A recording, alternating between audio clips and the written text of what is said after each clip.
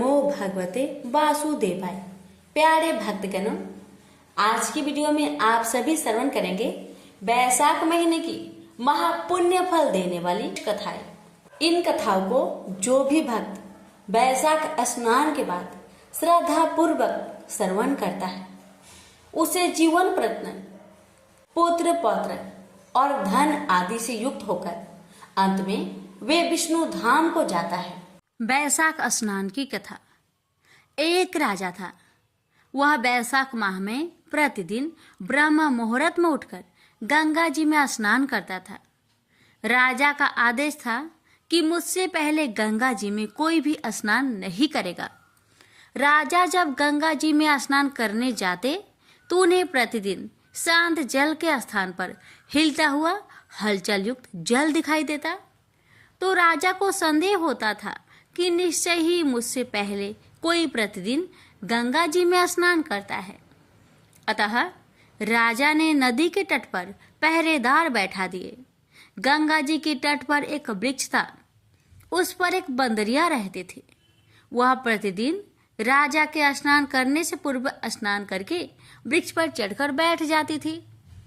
इस प्रकार होते होते पूरा वैशाख माह व्यतीत हो गया, किंतु अंतिम दिन राजा के सिपाही ने देख लिया और उस बंदरिया को पकड़कर राजा के पास ले गए और कहा कि यह बंदरिया आपसे पूर्व प्रतिदिन गंगा जी में स्नान करती है।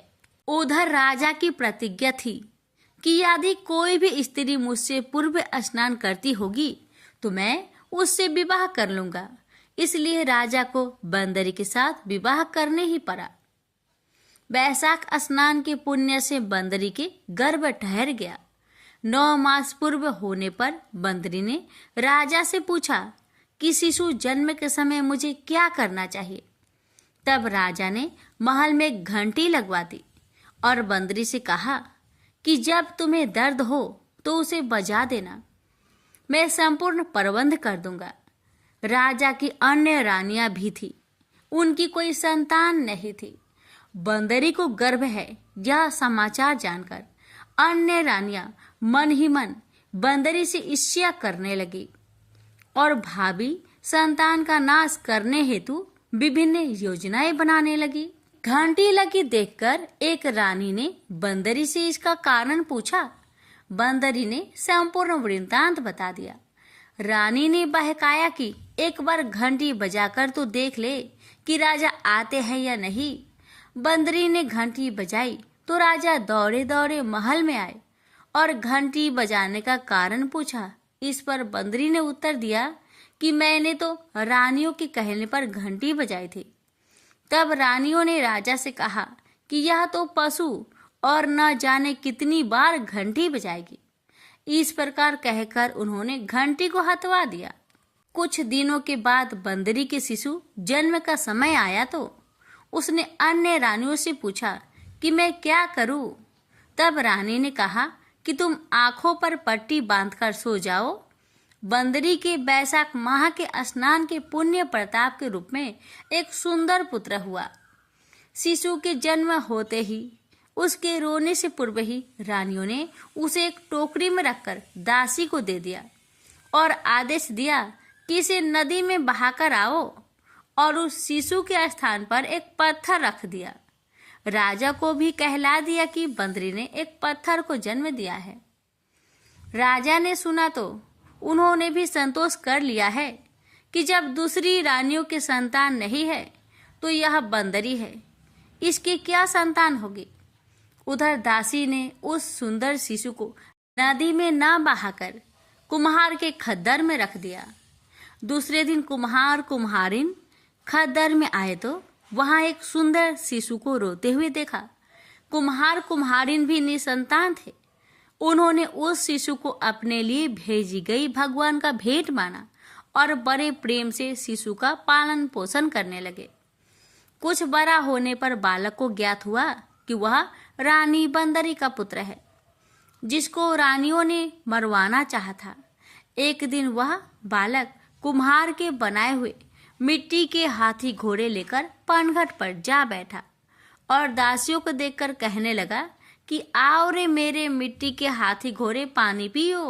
जब दासियों ने यह बात सुनी तो वह हंसने लगी और बोली, अरे मूर्ख, कभी मिट्टी के हाथी घोड़े भी पानी पीते हैं क्या?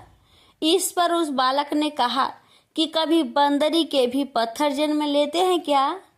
उस बालक की यह बात दासियों ने जानकर महल में कही। अब रानियों ने दूसरे दिन विष मिलाकर लड्डू भेज दिए। ईश्वर की कृपा से लड्डू गोंद और बादाम के हो गए और उन लड्डू को खाने से उस लड़के की मृत्यु नहीं हुई। यह समाचार दासी ने रानी को कहा और रानी ने राजा से कहकर कुम्हार को देश निकाला दिलवा दिया। कुम्हार वन में रहने लगा। तत्पश्चात अगले वर्ष चैत्र माह में माता गणगौर की पूजन का दिन आया तो वह बंदरी का पुत्र 108 करवे और 108 गोली लेकर तथा घड़े में पानी भरकर बगीचे के बाहर बैठ गया।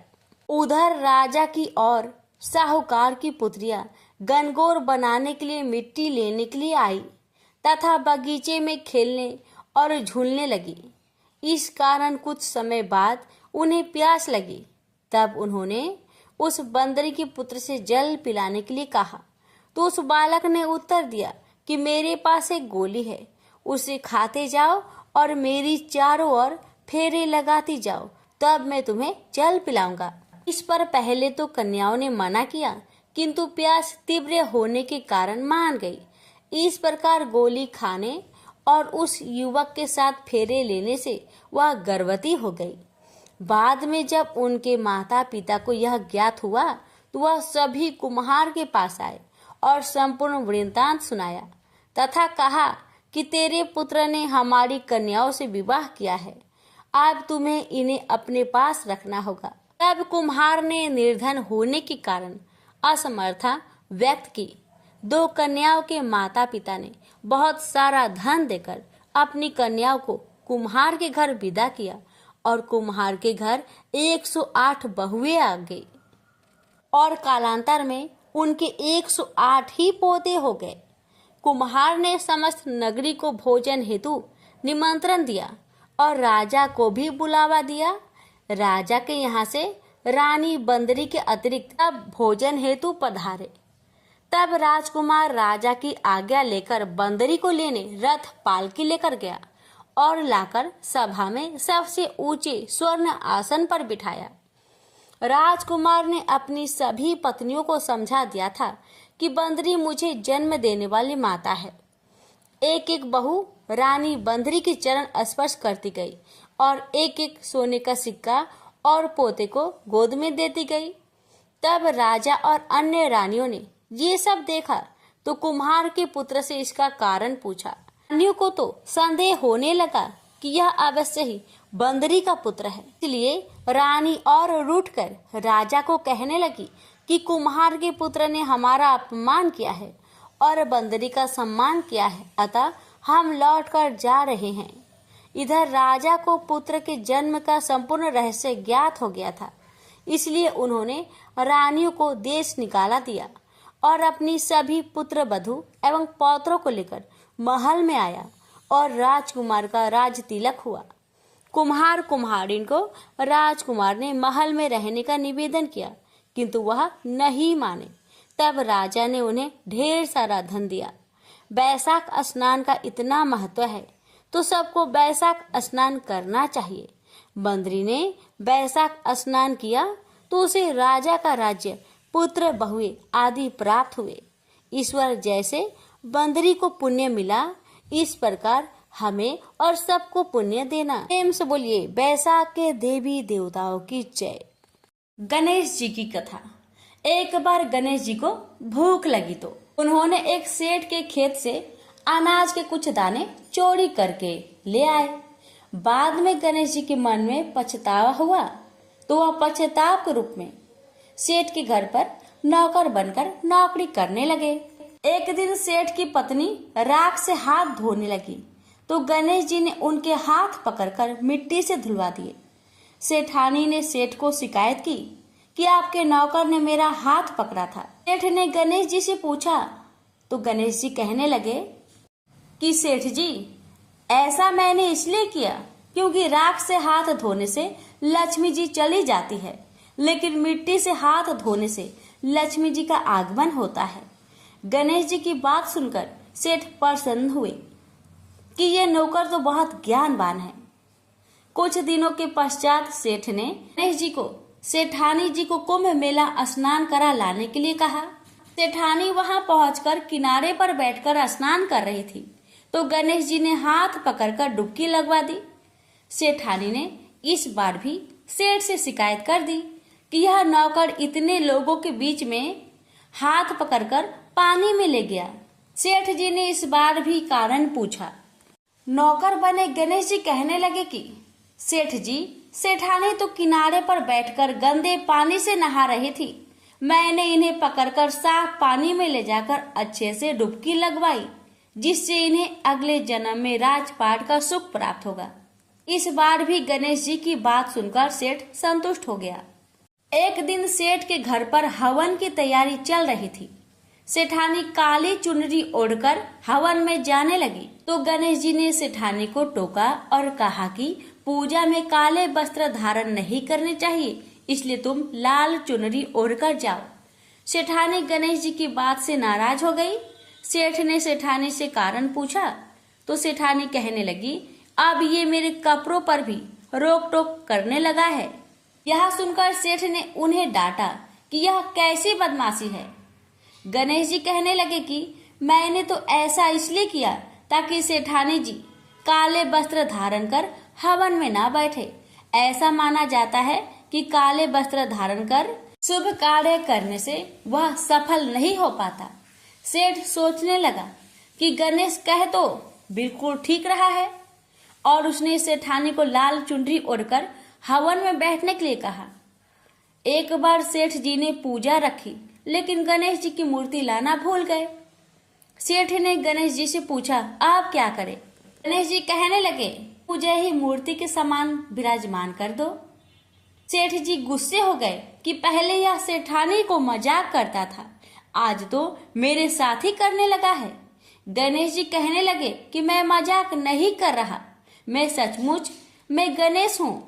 इतना कहते ही गणेश जी ने अपना वास्तविक रूप धारण कर लिया। सेठ और सेठानी ने गणेश जी की पूजा की। पूजा के पश्चात गणेश जी अंतर ध्यान हो गए। अब सेठ सेठानी को पछतावा होने लगा कि हमने गणेश जी से इतना काम करवाया। गणेश जी ने सेठ जी के सपने में दर्शन देकर कहा कि मैंने तुम्हारे खेत से अनाज के दाने तोड़कर खा लिए थे, उसके पश्चाताप के रूप में मैंने तुम्हारे घर पर नौकर बनकर काम किया। तुमको किसी भी तरह का पछतावा नहीं करना चाहिए। गणेश जी की कृपा से सेठ का घर परिवार धन्य धान्य से परिपूर्ण हो गया। हे गणेश जी महाराज, आपकी कथा कहने वाले, सुनने वाले, हुक्कार भरने वाले सभी की परिवार पर अपनी कृपा सदा बनाए रखना। प्रेम से बोलिए गणेश जी महाराज की जय। भक्त रामदास की कथा। दक्षिण में गोदावरी के किनारे कनकावरी नाम की एक नगरी थी। वहां रामदास रहता था। वह जाति का चमार था, परंतु अत्यंत सरल हृदय का, सत्य और न्याय की कमाई खाने वाला और प्रभु का निरंतर चिंतन करने वाला भक्त था। रामदास की पतिव्रता स्त्री का नाम मूली था। दंपति में बड़ा प्रेम था। इनके एक छोटा लड़का था, वह भी माता पिता का परम भक्त था। तीनों प्राणियों के पेट भरने पर जो पैसे बचते, उनसे रामदास अतिथि की सेवा और पीड़ितों के दुख दूर करने का प्रयास करता। वह समय समय पर भगवान नाम का संकीर्तन सुनने जाया करता। कीर्तन में सुनी हुई यह एक पंक्ति, हरि में जैसो तैसो बस तेरो, उसे बहुत प्यारी लगी और उसे कंठ स्थल हो गई। वह निरंतर इस पंक्ति को गुनगुनाता हुआ सारे काम किया करता। वह सचमुच अपने को भगवान का दास और आश्रित समझकर मन ही मन आनंद में भरा रहता। भगवान तो भाव के भूखे होते हैं। वह रामदास के ऐसे प्रेम को देखकर उसे अब अपनाना चाहते थे। कुछ चोर गहनों के साथी कहीं से एक सुंदर विलक्षण स्वर्ण युक्त शालिग्राम की विशाल मूर्ति चुरा लाए थे, जो उनके लिए सिर्फ एक पत्थर था। उनमें से एक चोर के जूते टूट गए थे। उसने सोचा, इस पत्थर के बदले में जूते की जोड़ी मिल जाए तो अच्छा है। भागवत प्रेरणा से शालिग्राम की मूर्ति को लेकर वह सीधा रामदास के घर पहुंचा और मूर्ति उसे देकर कहने लगा, अरे भाई देख, यह कैसा मजेदार पत्थर है, जरा अपने औजार को इस पर घिस तो सही, देख कैसे अच्छा काम देता है, पर इसके बदले में मुझे एक जोड़ी जूते देने पड़ेंगे। चोर की आवाज सुनकर वह चौंका, उसके भजन में भंग पड़ा। उसने समझा कोई खरीदार है। उसने जूते की एक जोड़ी चोर के सामने रख दी। चोर ने उसे पहनकर दामों की जगह वह मूर्ति रामदास के हाथ पर रख दी। रामदास अभी तक अर्धचेतन अवस्था में था। उसने मन तो बस प्रभु के विग्रह की ओर खींचा हुआ था, इसलिए पैसे लेने की बात याद ही नहीं रही।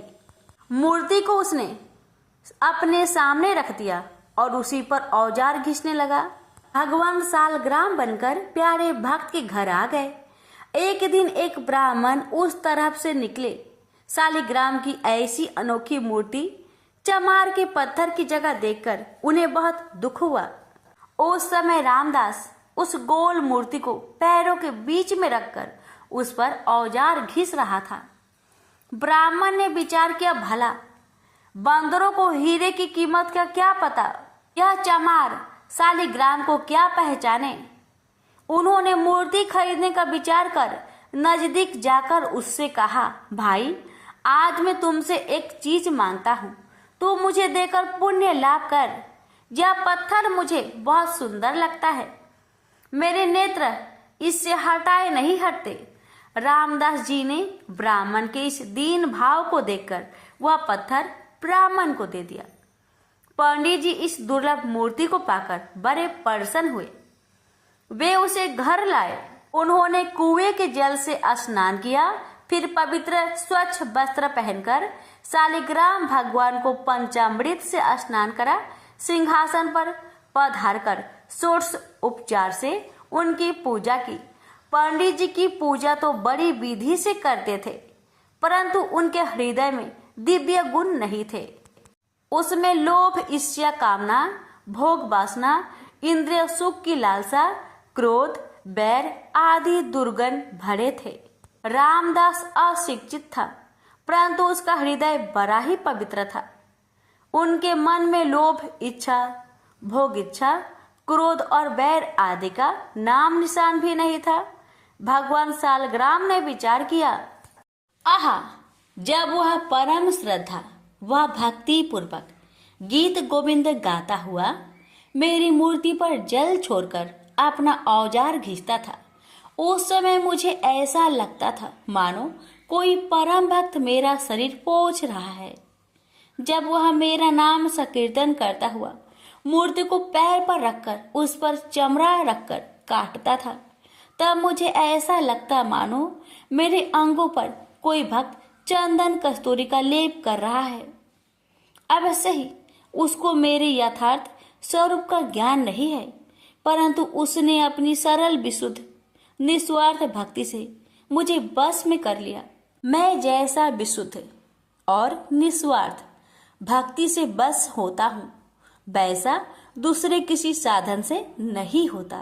ब्राह्मण की पूजा सच्ची नहीं है, वह मेरा भक्त नहीं है, वह तो अपनी कामनाओं का भक्त है। यह विचार कर भगवान शालिग्राम ने पुनः रामदास के घर जाने का निश्चय किया और रात को स्वप्न में ब्राह्मण से कहा, तू मुझे रामदास के घर पहुंचा दो। ब्राह्मण सुबह ही रामदास के घर शालिग्राम की मूर्ति को लेकर पहुंच गया और उसने रामदास से कहा, रामदास, ये कोई साधारण पत्थर नहीं है, ये तो साक्षात भगवान ही हैं, तीनों लोकों के स्वामी हैं। अब तू बहुत प्रेम से इनकी पूजा करना। ब्राह्मण के वचन सुनकर रामदास की आंखें में आंसू आ गए और वह प्रेम विह्वल हो गया और भगवान से प्रार्थना करने लगा, प्रभु, मैं अति दीनहीन, अनजान, दुर्जन, पतित प्राणी हूँ। रात दिन चमड़ा घिसना ही मेरा काम है। मुझ में न सोच है न समझदार। मुझसे नीच जगत में और कौन होगा। ऐसे पतित पर भी प्रभु ने कृपा की। अब रामदास दिन और रात भगवान के प्रेम में कभी रोता और कभी हंसता तो कभी नाचता। अब तो उसे एक ही रट लग गई। नाथ, अब मुझे दर्शन दो। पहले तो मुझे पता ही नहीं था, पर आपने ही मेरे हृदय में ये आग लगाई है। मैंने तो ना पहचान कर आपकी मूर्ति का निरादर किया, पर आप मुझे नहीं भूले और ब्राह्मण के द्वारा अपना स्वरूप बताकर मेरे घर आ गए। यदि दर्शन नहीं देते थे तो ये सब क्यों किया? एक बार अपने सावड़े सलोने चांद से मुखड़े की झांकी दिखाकर मेरे मन को सदा के लिए चुरा लो। मेरे मोहन, करुणा की वर्षा कर दो इस कंगाल पर। एक बार दर्शन दो और मुझे कृतार्थ करो। भगवान भक्त वत्सल है, जो एकमात्र भगवान को ही अपना आश्रय मानकर उनसे प्रार्थना करता है तो उसकी प्रार्थना भगवान तत्काल सुनते हैं। उसके ऐसे दिव्य प्रेम को देखकर भगवान से रहा न गया। वे एक वृद्ध ब्राह्मण का रूप धरकर उसके घर आ गए। भगवान ने उसके घर आकर उसकी विरह वेदना को शांत नहीं किया, बल्कि उसकी विरह वेदना को पहले से भी और अधिक बढ़ा दिया और उससे कहा, अरे भाई, भगवान का दर्शन कोई मामूली बात थोड़ी ही है। बड़े बड़े देवता, योगी मुनि अंतकाल तक तप, ध्यान और समाधि करने पर भी जिनका दर्शन नहीं कर पाते, तो जैसे मनुष्य को उनके दर्शन कैसे हो सकते हैं? यह सुनकर रामदास की आंखों से झर झर आंसू बहने लगे। उसने कहा, हे देव, मैं क्या करूं? मुझसे रहा नहीं जाता और मेरा यह दृढ़ विश्वास है कि मेरे नाथ दीन बंधु हैं, दया के अपार सागर है। मुझे वे दर्शन देंगे और जरूर देंगे। पति कैसे ही रंग रूप का क्यों ना हो, पर पत्नी का पति में अटूट प्रेम होता है। ऐसे ही मैं अपने स्वामी के स्नेह को परख चुका हूँ। यूं कहते कहते रामदास का कंठ रुक गया। ऐसे दृढ़ विश्वास व अनन्य प्रेम को देखकर भगवान से बिल्कुल रहा न गया।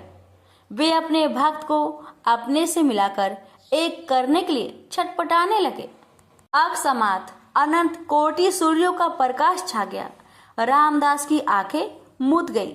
उसने हृदय में देखा, भगवान मनमोहन त्रिभंगी लाल मुस्कुराते हुए मधुर मधुर मुरली बजा रहे हैं और कह रहे हैं, आ मेरे पास आ, कैसा सुंदर रूप है। वह आनंद सागर में डूब गया। अचानक आंखें खुली, देखता है सामने भी प्रभु का वही दिव्य सच्चिदानंद घन विग्रह विराजमान है। रामदास के आनंद का परवार नहीं रहा। उसकी सारी व्याकुलता सदा के लिए मिट गई। भगवान ने उसे अपने में समा लिया और उसने प्रभु के दिव्य धाम में जाकर नित्य पार्षद का शरीर ग्रहण किया। प्रेम से बोलिए, हरे कृष्णा कृष्ण कृष्ण हरे हरे, हरे राम राम राम राम राम हरे हरे। कथा को शेयर अवश्य कीजिए। भगवान आपकी मनोकामना को पूर्ण करेंगे। अब आइए आगे की कथा सुनते हैं। एक ब्राह्मण था। वह सूरज भगवान का बहुत बड़ा भक्त था। नहाता धोआता कहानी कहता था, पर कुछ कमाता नहीं था। ब्राह्मण घर में रहता तो ब्राह्मण की पत्नी हमेशा ब्राह्मण को एक ही बात कहती कि कहीं बाहर जाओ, कुछ कमा कर लाओ। ब्राह्मण की बातें सुन ब्राह्मण बहुत परेशान हो जाता था और घर से बाहर कहीं ब्राह्मण जाता तो आस पड़ोस के लोग उसे निकम्मा कहकर अपमानित किया करते थे। सभी लोगों से परेशान होकर ब्राह्मण सूर्य भगवान का पूजन सामग्री लेकर जंगल में चला गया और वह जंगल में एक बहुत बड़ा सूखा पीपल का पेड़ था।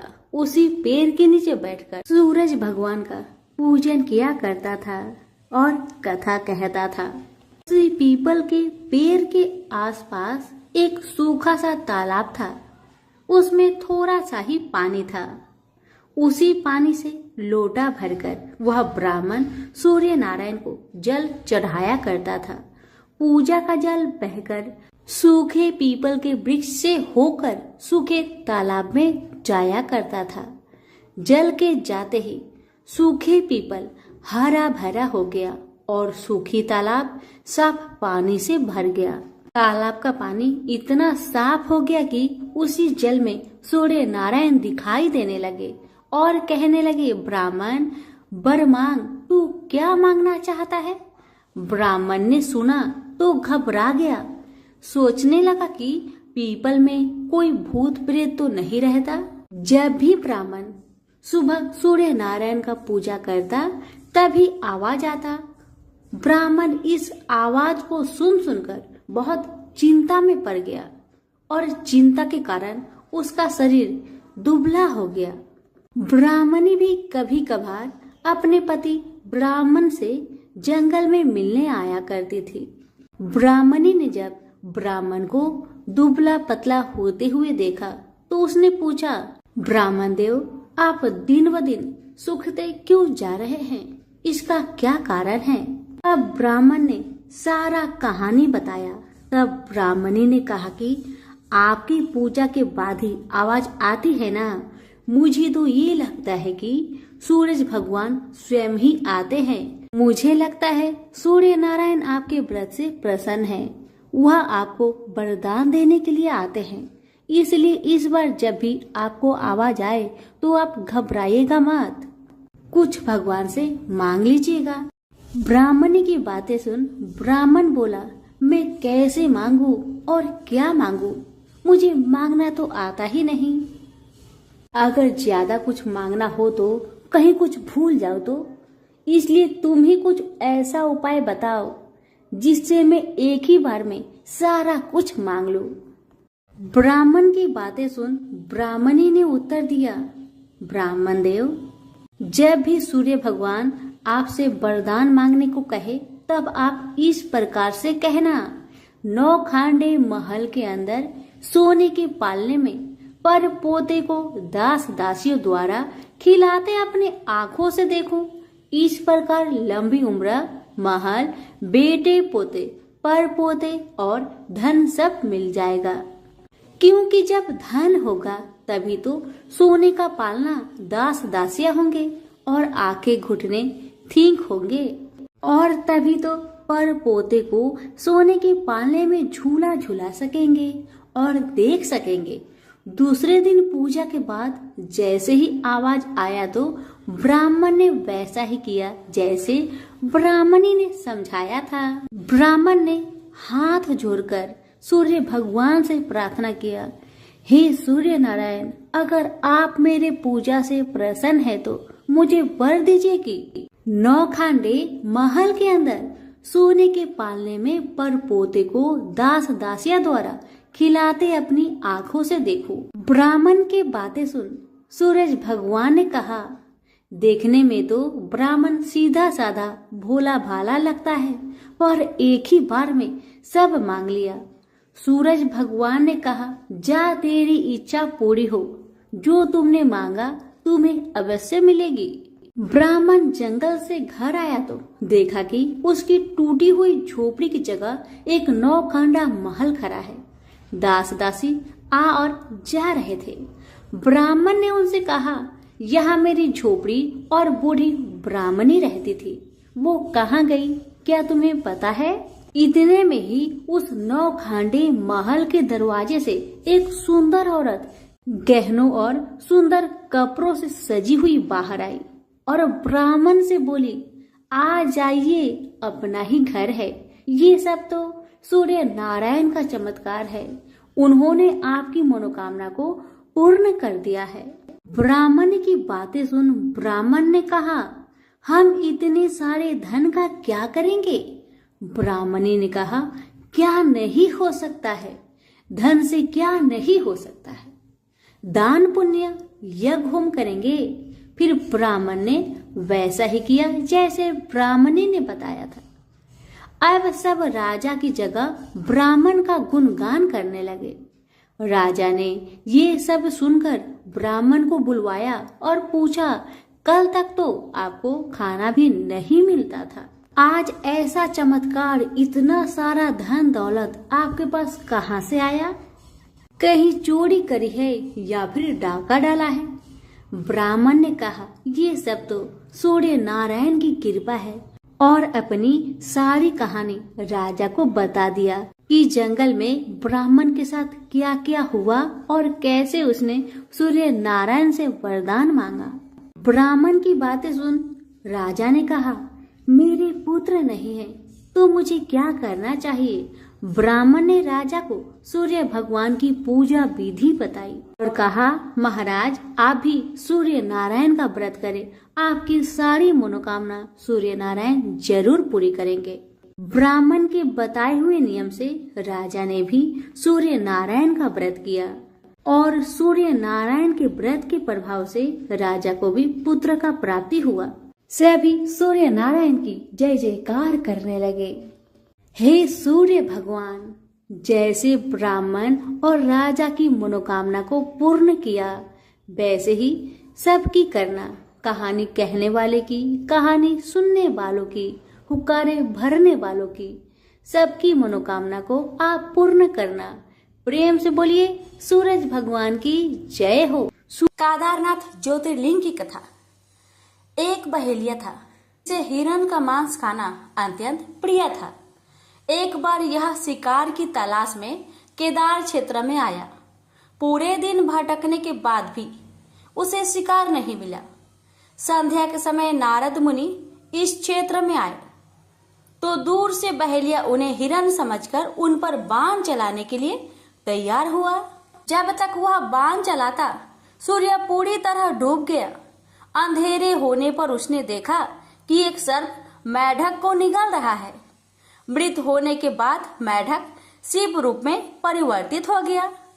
इसी प्रकार बहेलिया ने देखा कि एक हिरण को सिंह मार रहा है। मृत हिरण शिव गणों के साथ शिवलोक जा रहा है। इस अद्भुत दृश्य को देखकर बहेलिया हैरान था। इसी समय नारद मुनि ब्राह्मण भेष में बहेलिया के समक्ष उपस्थित हुए। बहेलिया ने नारद मुनि से इस अद्भुत दृश्य के विषय में पूछा। नारद मुनि ने उसे समझाया कि यह अत्यंत पवित्र क्षेत्र है। इस स्थान पर मृत होने पर शिशु पंछियों को भी मुक्ति मिल जाती है। इसके बाद बहेलिया को अपने पाप कर्मों का स्मरण हो आया कि किस किस प्रकार उसने पशु पंछियों की हत्या की है। बहेलिया ने नारद मुनि से अपनी मुक्ति का उपाय पूछा। नारद मुनि से शिव का ज्ञान प्राप्त करके बहेलिया केदार क्षेत्र में रहकर शिव उपासना में लीन हो गया। मृत्यु पश्चात उसे शिवलोक में स्थान प्राप्त हुआ। इसे बोलिए उमापति शंकर भगवान की जय।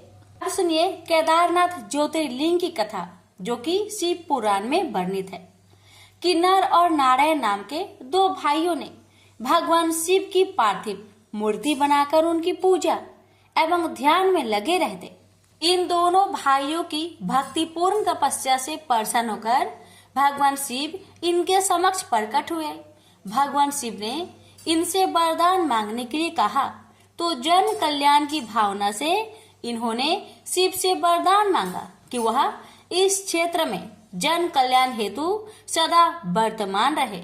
इनकी प्रार्थना पर भगवान शंकर ज्योतिर्लिंग के रूप में केदार क्षेत्र में प्रकट हुए। केदारनाथ से जुड़ी पांडवों की कथा। शिव पुराण में लिखा है कि महाभारत के युद्ध के पश्चात पांडवों को इस बात की प्रायश्चित हो रहा था कि उनके हाथों उनके अपने भाई बंधुओं की हत्या हुई है। वे इस पाप से मुक्ति पाना चाहते थे। इसका समाधान जब उन्होंने वेद व्यास जी से पूछा तो उन्होंने कहा कि बंधुओं की हत्या का पाप तभी मिट सकता है जब शिव इस पाप से मुक्ति प्रदान करेंगे। शिव पांडवों से अप्रसन्न थे, अतः पांडव जब विश्वनाथ के दर्शन के लिए काशी पहुंचे तब वे वहां शंकर प्रत्यक्ष प्रकट नहीं हुए। शिव को ढूंढते हुए तब पांचों पांडव केदारनाथ पहुंच गए। पांडवों को आया देखकर शिव ने भैंस का रूप धारण कर लिया और भैंस के झुंड में शामिल हो गए। शिव की पहचान करने के लिए भीम एक गुफा के मुख के पास पैर फैलाकर खड़ा हो गया। सभी भैंस उनके पैर के बीच से होकर निकलने लगे, लेकिन भैंस बने शिव ने पैर के बीच से जाना स्वीकार नहीं किया। इससे पांडवों ने शिव को पहचान लिया। इसके बाद शिव वहां भूमि में विलीन होने लगे। तब भैंस बने भगवान शंकर को भीम ने पीठ की तरह से पकड़ लिया। भगवान शंकर पांडवों की भक्ति एवं दृढ़ निश्चय को देखकर प्रकट हुए तथा उन्हें पापों से मुक्त कर दिया। इस स्थान पर आज भी द्रौपदी के साथ पांचों पांडवों की पूजा होती है। प्रेम से बोलिए हर हर महादेव, माता पार्वती की जय।